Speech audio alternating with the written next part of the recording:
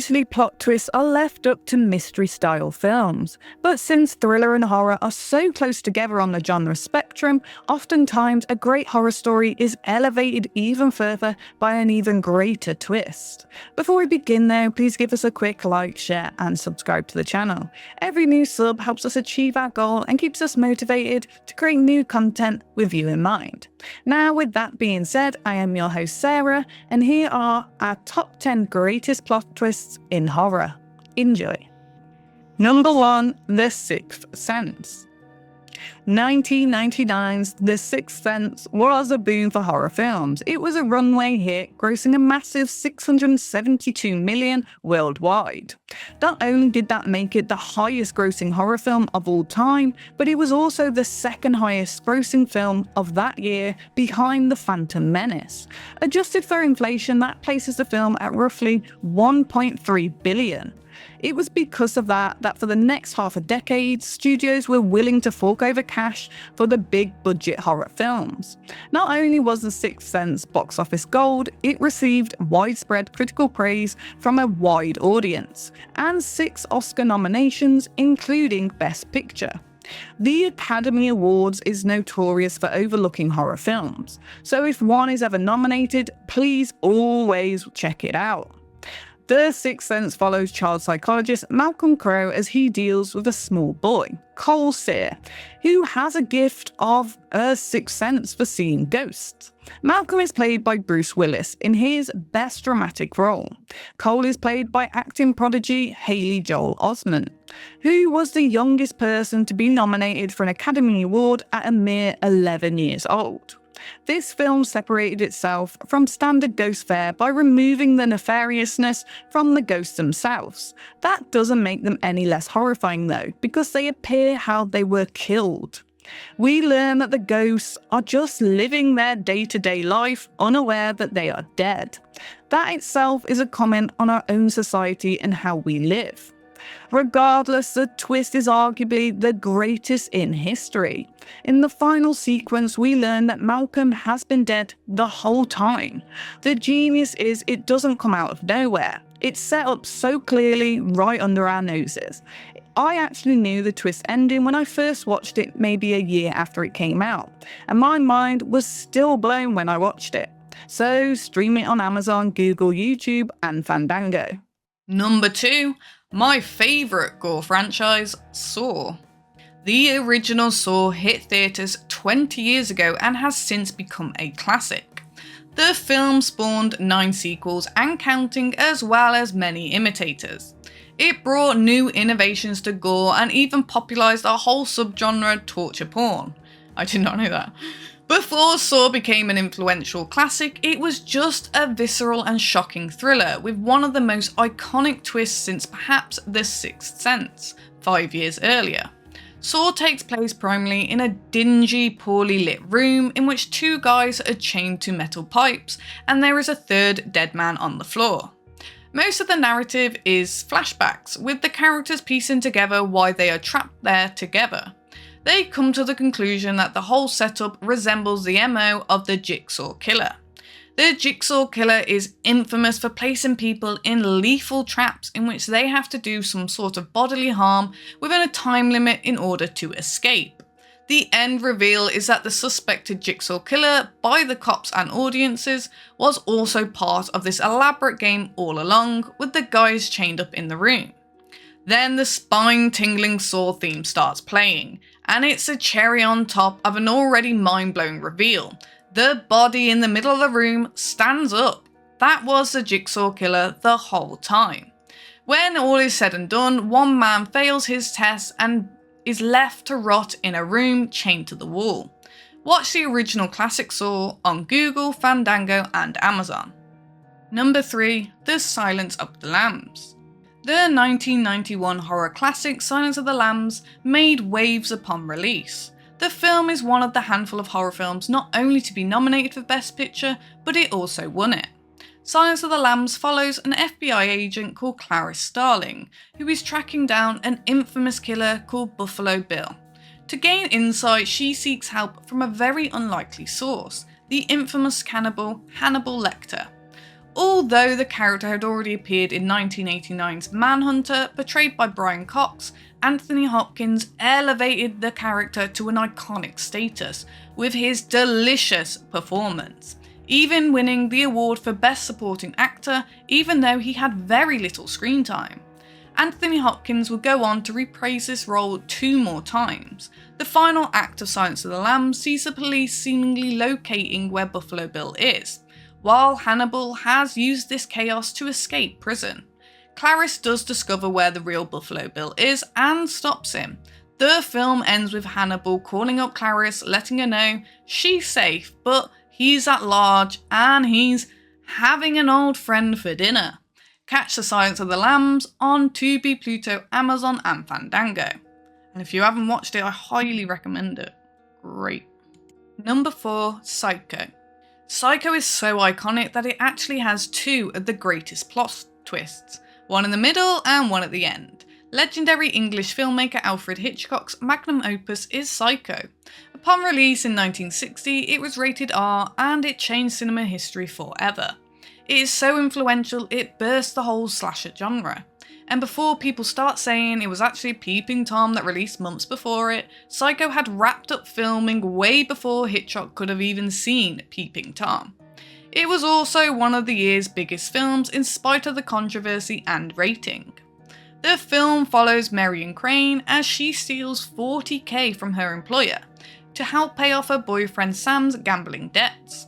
Miriam would get caught in a rainstorm and then she would have to stay at the Bates Motel, which was of course run by Norman Bates. Anthony Perkins plays the soft-spoken Norman, and was set to be the next Hollywood heartthrob. Let's just say after his tenure as Norman Bates in Psycho, it nearly killed his career. The infamous shower scene where Miriam gets stabbed to death by an old woman shrouded in a shadow, whom audiences just assume is Mrs. Bates, has a huge twist. Your main character dies halfway through. Psycho shifts into a film about an investigation spearheaded by Miriam's boyfriend Sam. Alfred Hitchcock produced and mostly financed the film himself, as Universal Studios was just too afraid of it. Most don't know the film is actually based on the 1950 novel by the same name, which was inspired by one of Wisconsin's most notorious serial killers, Ed Gein. Hitchcock's artistic prowess took such ownership of the material, it effectively became his. He also made sure every copy of the book he could get his hands on was brought up so no one could read any spoilers. And it was required no one could just walk into the film once it started. We're really used to it now, but before Psycho aired, people would just regularly start a movie from any point. They would just walk in and watch it through until it played up until the point that they arrived, and then they'll leave. Regardless, the final twist of Psycho is we learn Mrs. Bates has been dead the whole time, and Norman has been dressing up as her and killing certain people. Catch Psycho on Amazon, Google and Fandango. Number 5, The Others. The prestigious gothic horror film genre was in full swing in the late 90s and early 2000s when the understated The Others arrived in theatres in 2001.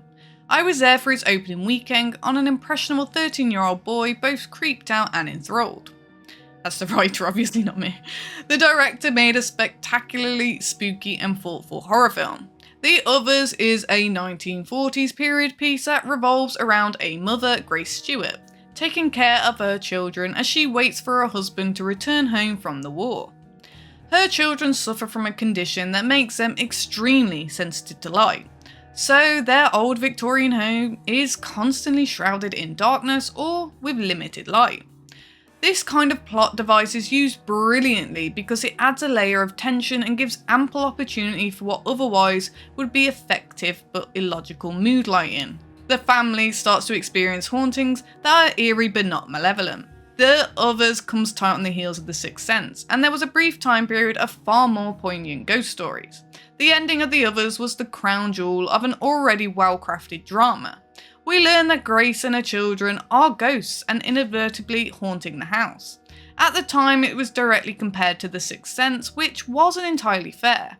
Both films executed the concept differently, but also beautifully. How satisfying The Others ending is grows each time you rewatch it.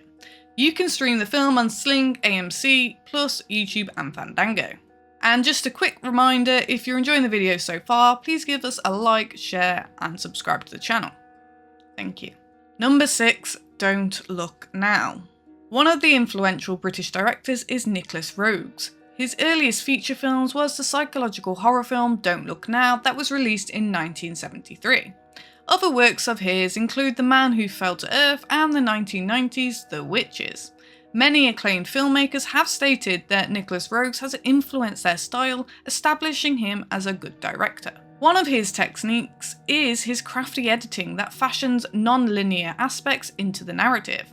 Don't Look Now follows a couple, John and Laura Baxter, who have recently lost their young daughter. Grief-stricken and heartbroken, they both seek ways to ease their anguish. John, played by prolific actor Donald Sutherland, accepts a job to renovate a church in Venice. And Laura, played by Academy Award nominated actress Julie Christie, seeks comfort from a psychic.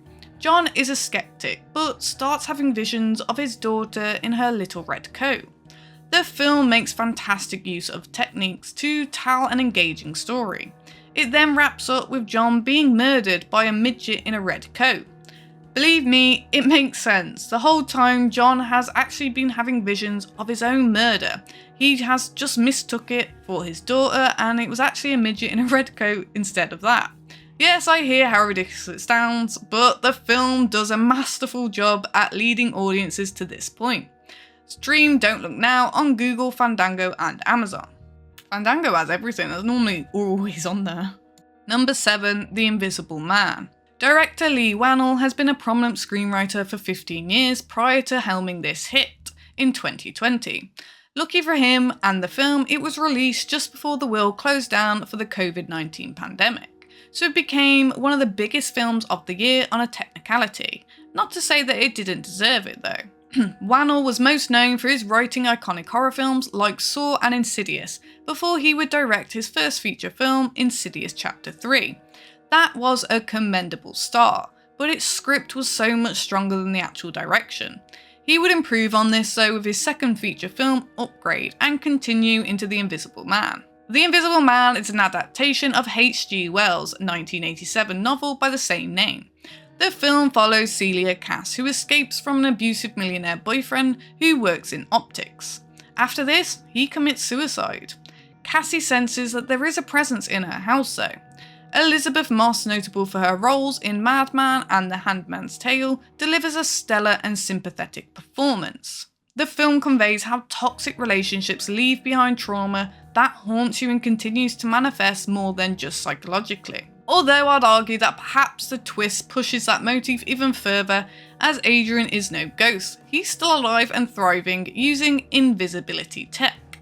I learned of the twist before I watched it, but it was still quite shocking to see. Watch The Invisible Man on Peacock, Sling, Amazon, Google, YouTube, and of course Fandango. Number 8, Cabin in the Woods. 2012's Cabin in the Woods, it takes head on all sorts of horror tropes in a small and highly entertaining story, and is self-reflective and meta to the extreme.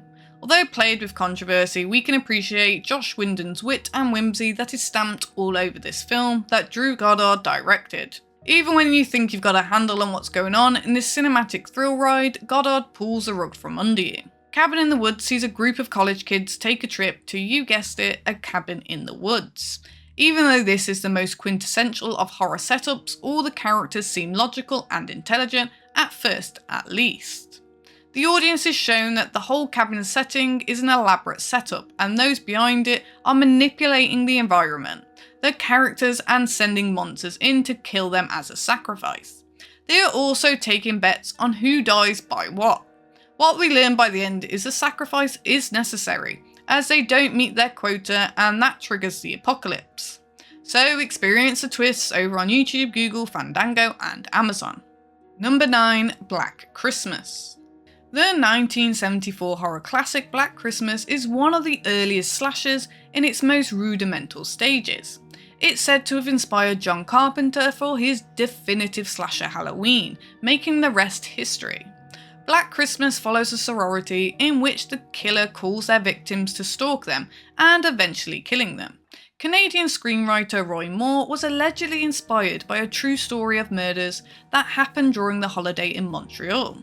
though director Bob Clark would also be responsible for directing other classics, only in the comedy genre though, Porky's and A Christmas Story. Black Christmas is a slick thriller with solid performance from its leads, which includes Olivia Hussey, Keir Dullea, and Margot Kidder and John Saxon.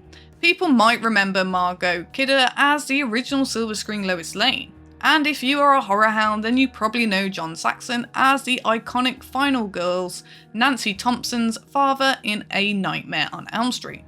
By the end of the film, no one seems to know where the stalker is or is able to catch them. Once the police believe to have caught and killed the killer, we learn that the real killer is still at large. But where was he the whole time? Hidden away in the sorority house. Experience Black Christmas over on Peacock, Fandango, YouTube, Google, and Amazon. Number 10, The Wicker Man. This cult classic horror film about a cult was director Robin Hardy's debut film. It was released in 1973 to a warm reception and over the years has continued to garner praise as well as a fan base. I even grabbed a copy of this in high school and even then I found it engaging. The Wicker Man's infectious folksy soundtrack really sticks with you. The story follows a devout Christian police officer, Sergeant Neil Howie, investigating a missing girl. This leads him to a secluded island, Summer's Isle, in which paganism is practiced and he finds it sinful.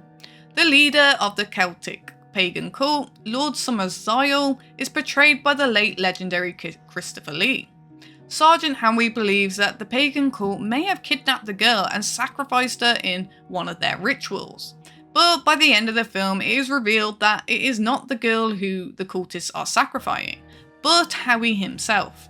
The ritual sacrifice has stipulations including a person who has to come there willingly, as well as a figure of authority. You can witness The Wicker Man on Pluto, Amazon, YouTube, Fandango, and Google. Okay, thank you for checking out the video. Did we leave any films off the list? Please let us know in the comments below. If you've enjoyed the video, please like, share and subscribe to our channel, and don't forget to tap that bell icon to stay up to date with all our latest releases. You can reach out to us on Twitter, also known as X, @StudiosFat, or chat with us on Discord, which will be linked below. Make sure to check out our very own merch store located at fatninja.shop. All proceeds go towards our next film project, so we greatly appreciate it. I have been your host Sarah, and thank you for being here with me today. Take care and have a beautiful day. Goodbye.